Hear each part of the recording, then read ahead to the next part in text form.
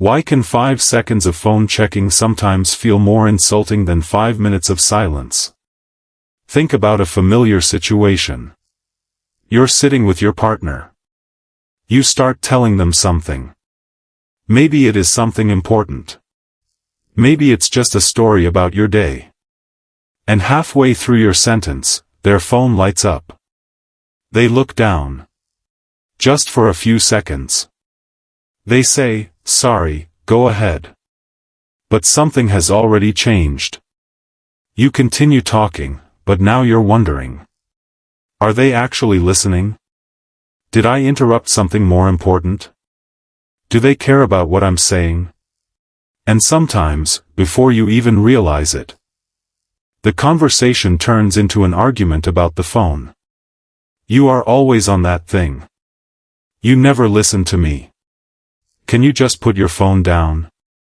And the other person responds, I only looked at it for a second. What's the big deal? I wasn't even doing anything important. And this is where the psychology gets interesting.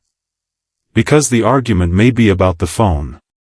But the emotional message underneath it may be something much deeper. I'm not getting your attention. The phone is visible.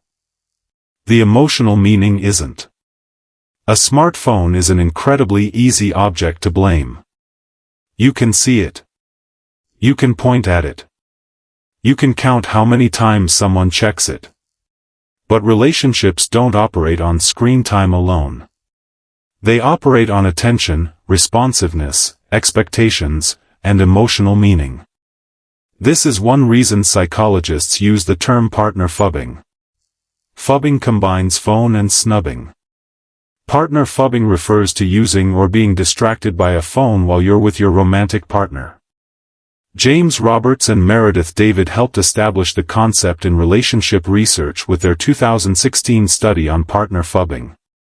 They found that partner phubbing was associated with lower relationship satisfaction, and importantly, conflict about phone use helped explain that relationship. So the problem isn't necessarily, my partner owns a phone. It's, when I'm trying to connect with my partner, the phone keeps interrupting that connection. That distinction matters. Because a phone can be completely harmless in one situation and emotionally painful in another. If your partner says, "Give me 1 second.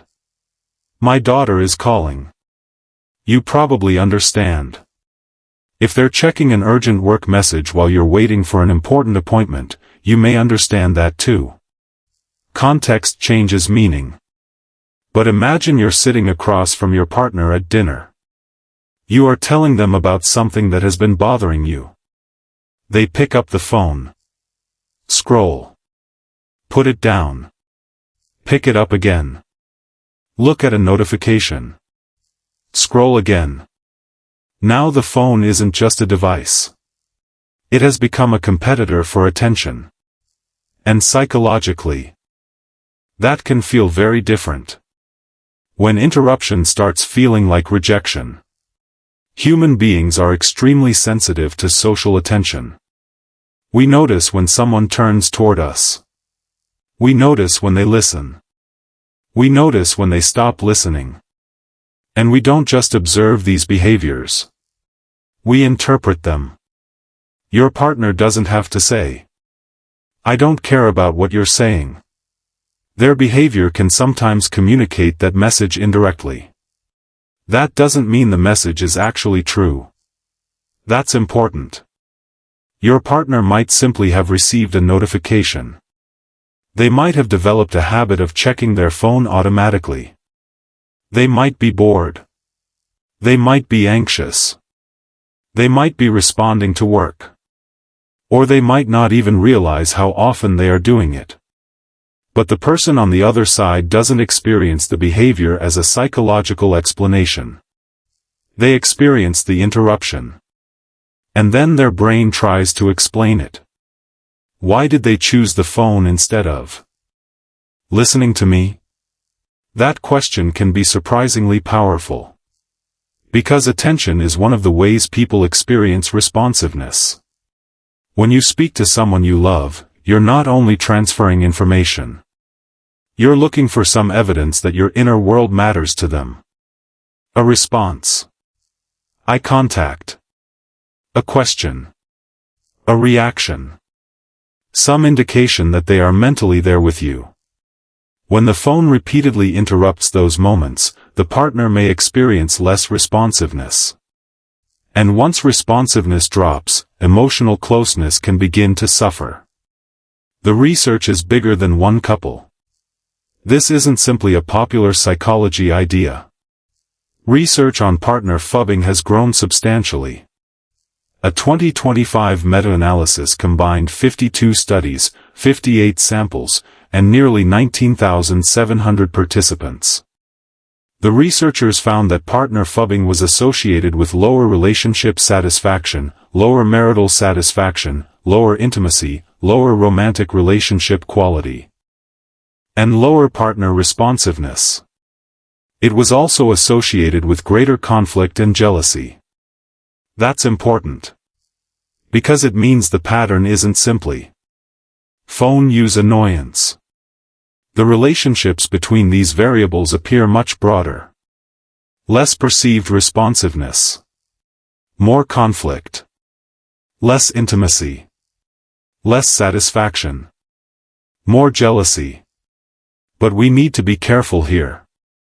Research showing an association doesn't mean that every time somebody checks a phone, their relationship is being damaged. And it doesn't mean the phone is always the cause. Healthy research requires that distinction. People who already feel disconnected from their partners may also interpret phone behavior more negatively. People who are anxious about their relationship may be especially sensitive to signs of rejection. And people who use their phones heavily may have other relationship difficulties happening at the same time. So the psychology isn't phones destroy relationships. The more accurate conclusion is phone-related interruptions can become part of a larger relationship process. And that process is where things get interesting. The hidden mechanism. Imagine the sequence. Your partner is talking. You check your phone. That creates an interruption. Your partner notices. They interpret the interruption. Maybe they think something else is more important. That interpretation can reduce their feeling of being understood or responded to. They become frustrated. Maybe they stop talking.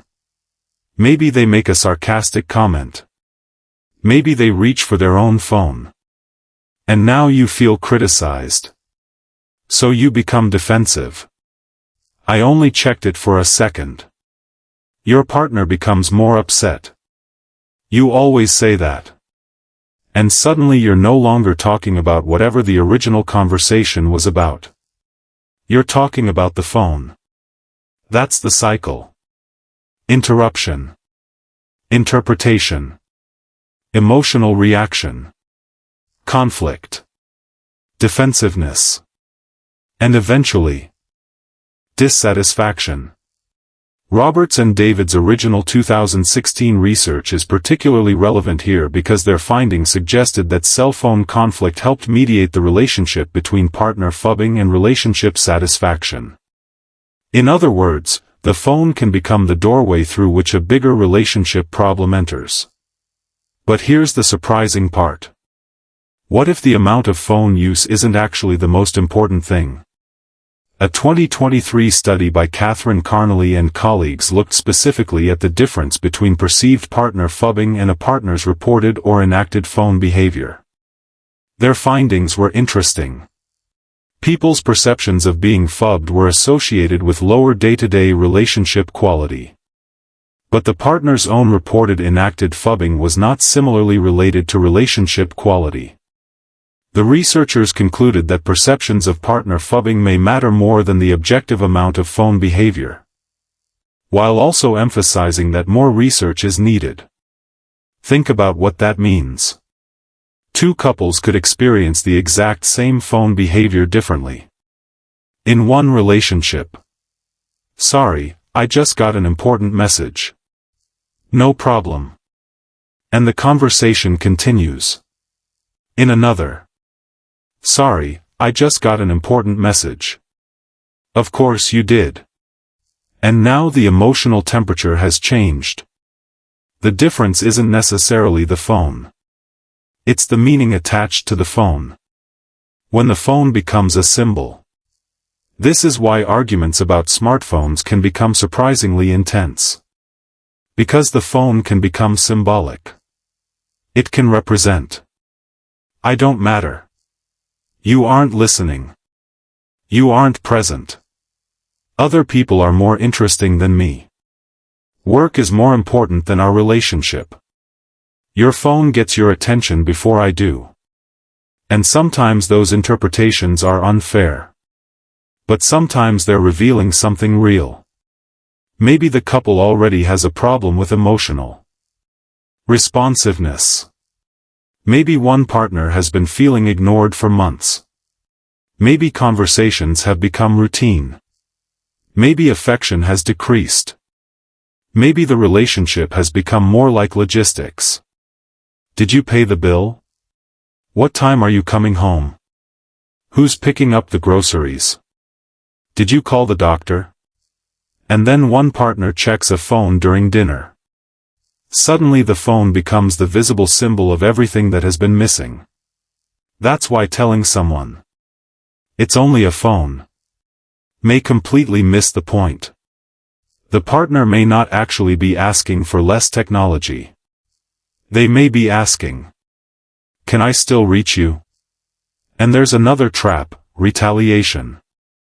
Once phone conflict begins, couples can accidentally create a feedback loop. One partner feels ignored. So they become irritated. The other partner feels criticized. So they withdraw.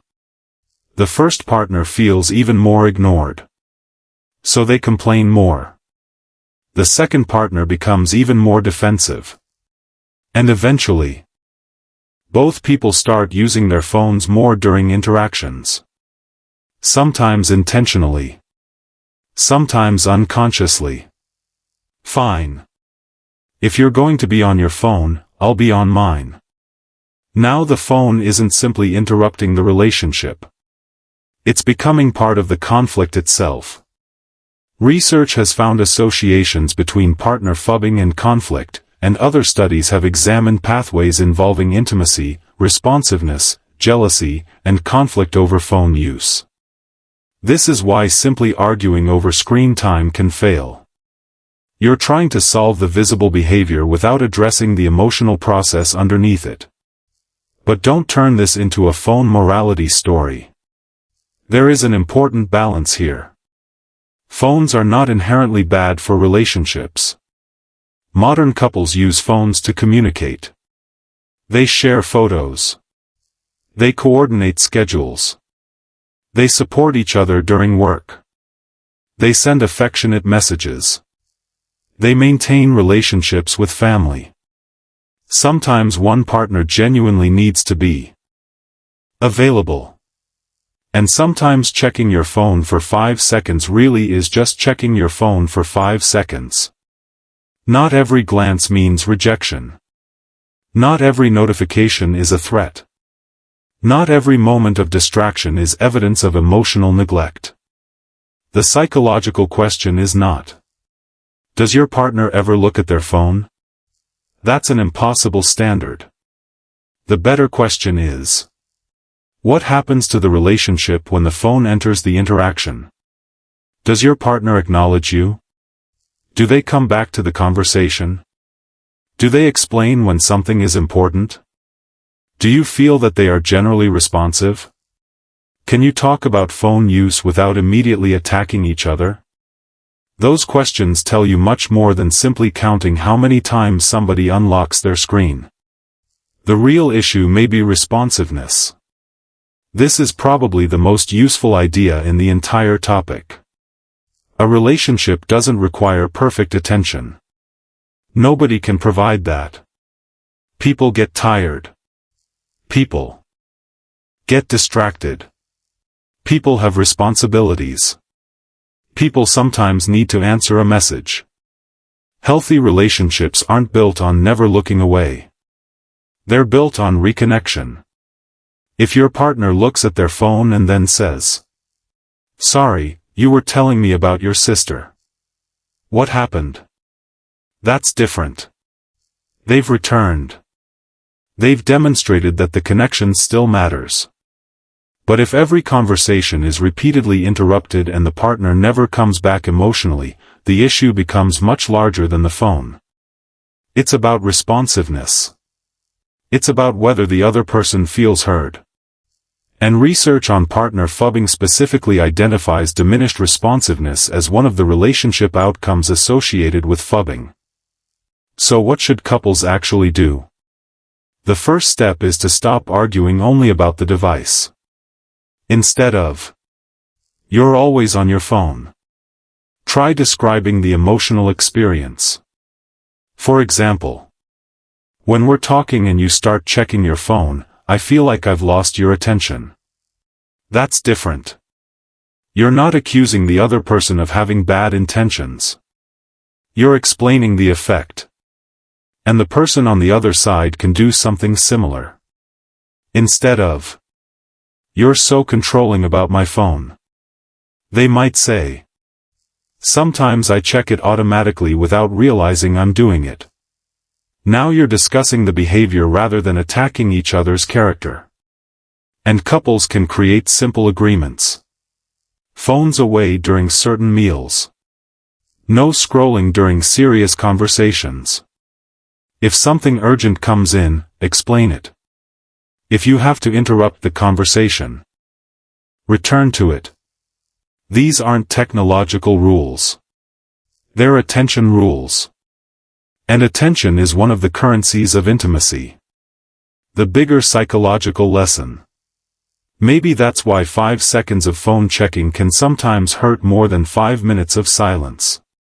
Silence doesn't necessarily tell you that someone has chosen something else.